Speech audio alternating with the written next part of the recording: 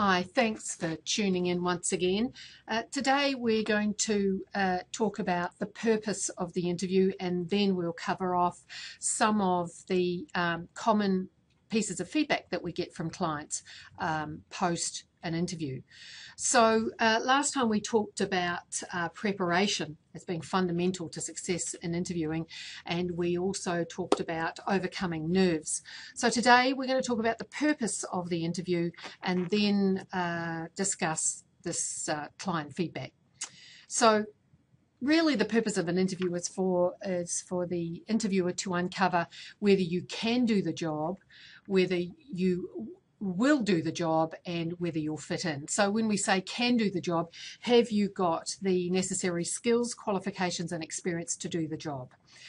The next element they will be focusing on is whether you're motivated to do the job, whether you've got the right attitudes and the career goals to fit in with what the company has in mind.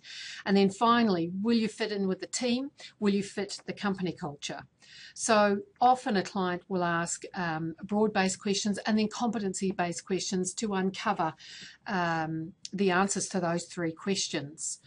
And we'll talk more about competency-based questions in the next blog, and we'll talk about the STAR method of answering those questions. So when I say STAR, I mean S for situation, T for task, A for action, and R for results. So you're really painting a picture about what a problem was, talking about the tasks or the things that you did to solve the problem, what actions you took, and then the result.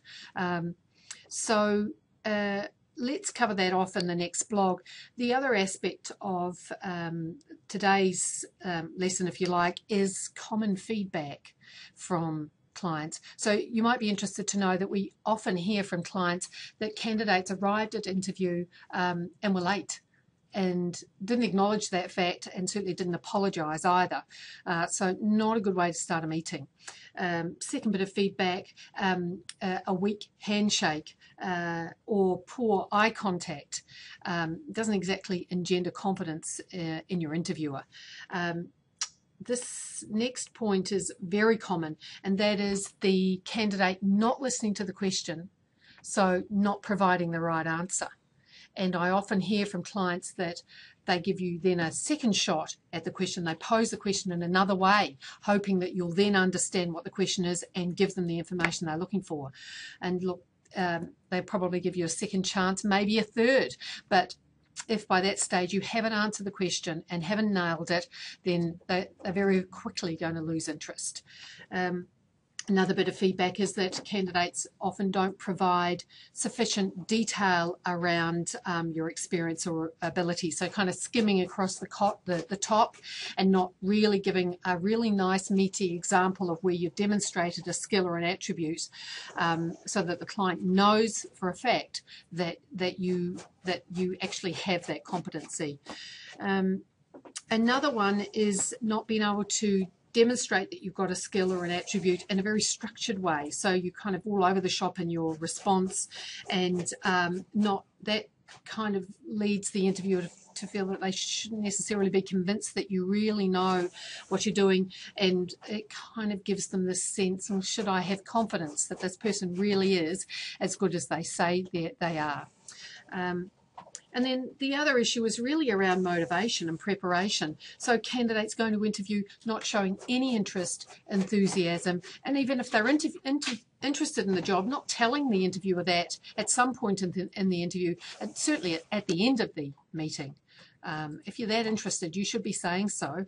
Having not researched the organisation or the industry and understanding where this particular organisation sits in amongst its competition.